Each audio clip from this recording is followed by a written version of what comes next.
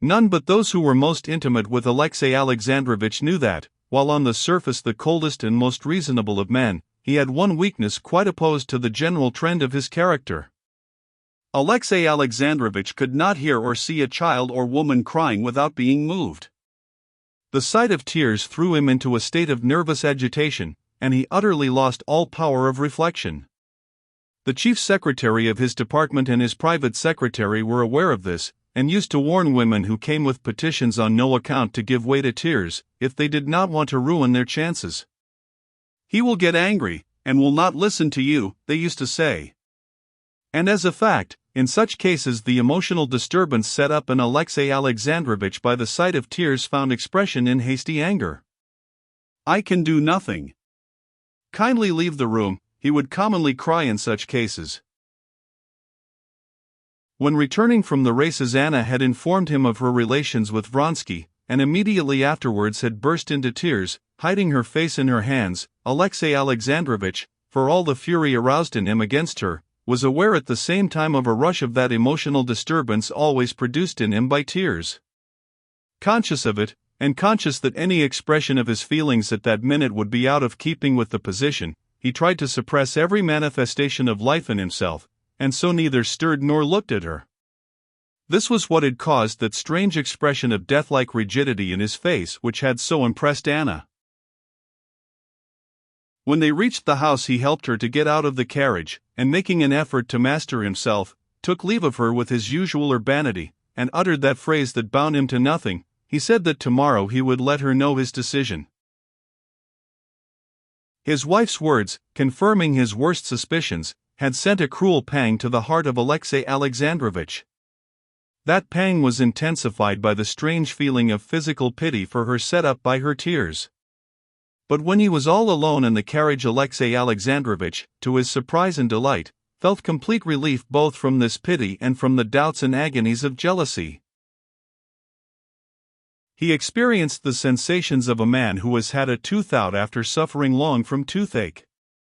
After a fearful agony and a sense of something huge, bigger than the head itself, being torn out of his jaw, the sufferer, hardly able to believe in his own good luck, feels all at once that what has so long poisoned his existence and enchained his attention, exists no longer, and that he can live and think again, and take interest in other things besides his tooth. This feeling Alexey Alexandrovich was experiencing. The agony had been strange and terrible, but now it was over. He felt that he could live again and think of something other than his wife. No honor, no heart, no religion, a corrupt woman. I always knew it and always saw it, though I tried to deceive myself to spare her, he said to himself. And it actually seemed to him that he always had seen it. He recalled incidents of their past life, in which he had never seen anything wrong before. Now these incidents proved clearly that she had always been a corrupt woman. I made a mistake in linking my life to hers, but there was nothing wrong in my mistake, and so I cannot be unhappy. It's not I that am to blame, he told himself, but she. But I have nothing to do with her. She does not exist for me. Everything relating to her and her son, towards whom his sentiments were as much changed as towards her, ceased to interest him. The only thing that interested him now was the question of in what way he could best, with most propriety and comfort for himself, and thus with most justice, extricate himself from the mud with which she had spattered him in her fall, and then proceed along his path of active, honorable, and useful existence. I cannot be made unhappy by the fact that a contemptible woman has committed a crime. I have only to find the best way out of the difficult position in which she has placed me. And I shall find it, he said to himself, frowning more and more. I'm not the first nor the last. And to say nothing of historical instances dating from the fair Helen of Menelaus, recently revived in the memory of all, a whole list of contemporary examples of husbands with unfaithful wives in the highest society rose before Alexey Alexandrovich's imagination. Daryalov, Poltavsky, Prince Karibanov, Count Paskudin, Dram. Yes, even Dram, such an honest, capable fellow. Semyonov, Chagin, Siganin, Alexey Alexandrovich remembered. Admitting that a certain quite irrational ridicule falls to the lot of these men, yet I never saw anything but a misfortune in it, and always felt sympathy for it, Alexey Alexandrovich said to himself, though indeed this was not the fact, and he had never felt sympathy for misfortunes of that kind, but the more frequently he had heard of instances of unfaithful wives betraying their husbands, the more highly he had thought of himself. It is a misfortune which may befall anyone. And this misfortune has befallen me. The only thing to be done is to make the best of the position. And he began passing in review the methods of proceeding of men who had been in the same position that he was in. Daryelov fought a duel. The duel had particularly fascinated the thoughts of Alexey Alexandrovich in his youth, just because he was physically a coward, and was himself well aware of the fact. Alexey Alexandrovich could not without horror contemplate the idea of a pistol aimed at himself, and had never made use of any weapon in his life. This horror had in his youth set him pondering on dueling, and picturing himself in a position in which he would have to expose his life to danger. Having attained success and an established position in the world, he had long ago forgotten this feeling, but the habitual bent of feeling reasserted itself, and dread of his own cowardice proved even now so strong that Alexey Alexandrovich spent a long while thinking over the question of dueling in all its aspects, and hugging the idea of a duel, though he was fully aware beforehand that he would never under any circumstances fight one. There's no doubt our society is still so barbarous, it's not the same in England, that very many, and among these were those whose opinion Alexey Alexandrovich particularly valued, look favorably on the duel, but what result is attained by it? Suppose I call him out, Alexey Alexandrovich went on to himself, and vividly picturing the night he would spend after the challenge, and the pistol aimed at him, he shuddered, and knew that he never would do it. Suppose I call him out.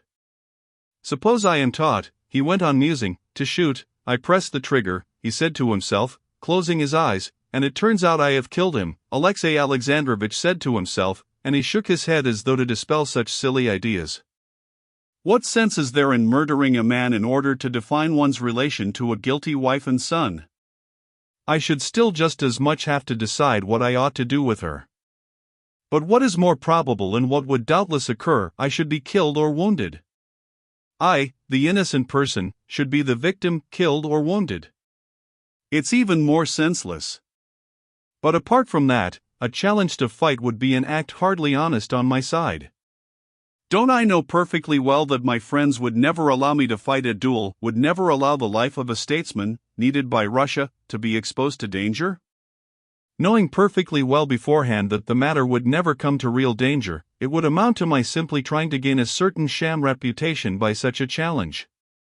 That would be dishonest, that would be false, that would be deceiving myself and others. A duel is quite irrational, and no one expects it of me. My aim is simply to safeguard my reputation, which is essential for the uninterrupted pursuit of my public duties.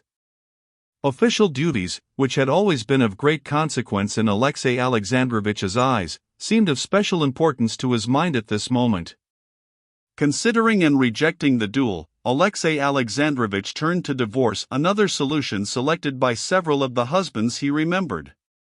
Passing in mental review all the instances he knew of divorces, there were plenty of them in the very highest society with which he was very familiar. Alexey Alexandrovich could not find a single example in which the object of divorce was that which he had in view.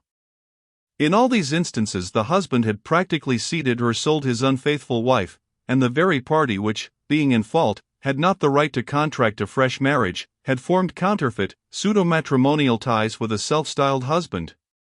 In his own case, Alexey Alexandrovich saw that a legal divorce, that is to say, one in which only the guilty wife would be repudiated, was impossible of attainment. He saw that the complex conditions of the life they led made the coarse proofs of his wife's guilt, required by the law, out of the question. He saw that a certain refinement in that life would not admit of such proofs being brought forward, even if he had them, and that to bring forward such proofs would damage him in the public estimation more than it would her. An attempted divorce could lead to nothing but a public scandal, which would be a perfect godsend to his enemies for calumny and attacks on his high position in society. His chief object, to define the position with the least amount of disturbance possible, would not be attained by divorce either. Moreover, in the event of divorce, or even of an attempt to obtain a divorce, it was obvious that the wife broke off all relations with the husband and threw in her lot with the lover. And in spite of the complete, as he supposed, contempt and indifference he now felt for his wife, at the bottom of his heart Alexey Alexandrovitch still had one feeling left in regard to her, a disinclination to see her free to throw in her lot with Vronsky, so that her crime would be to her advantage. The mere notion of this so exasperated Alexey Alexandrovitch, that directly it rose to his mind he groaned with inward agony, and got up and changed his place in the carriage, and for a long while after, he sat with scowling brows, wrapping his numbed and bony legs in the fleecy rug. Apart from formal divorce, one might still do like Karibanov, Paskudin, and that good fellow Dram, that is, separate from one's wife, he went on thinking, when he had regained his composure.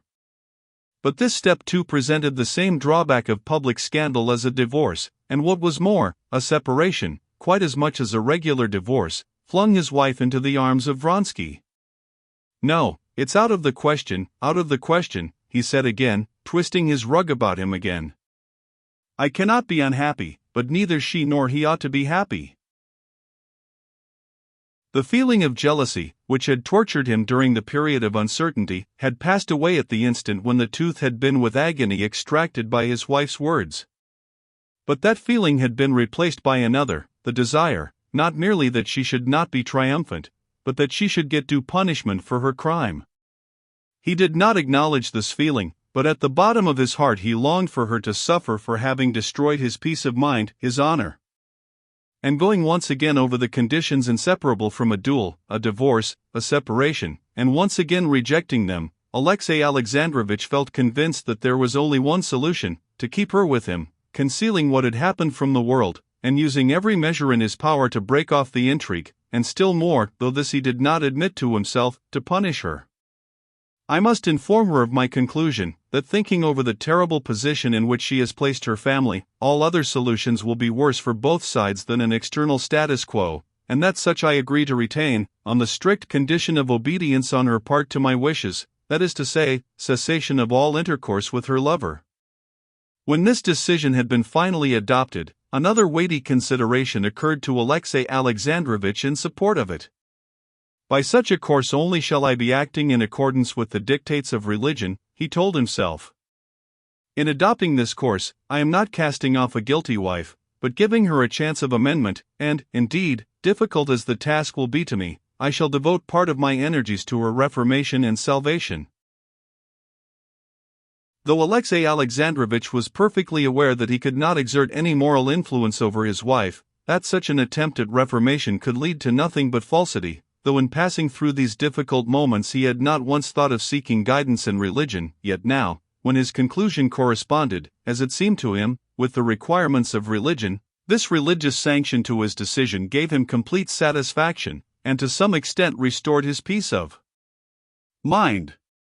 He was pleased to think that, even in such an important crisis in life, no one would be able to say that he had not acted in accordance with the principles of that religion whose banner he had always held aloft amid the general coolness and indifference.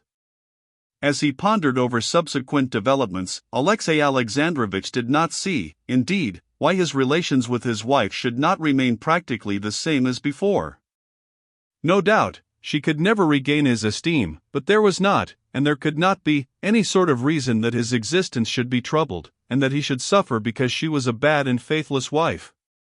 Yes, time will pass, time, which arranges all things, and the old relations will be re-established, Alexey Alexandrovitch told himself, so far re-established, that is, that I shall not be sensible of a break in the continuity of my life.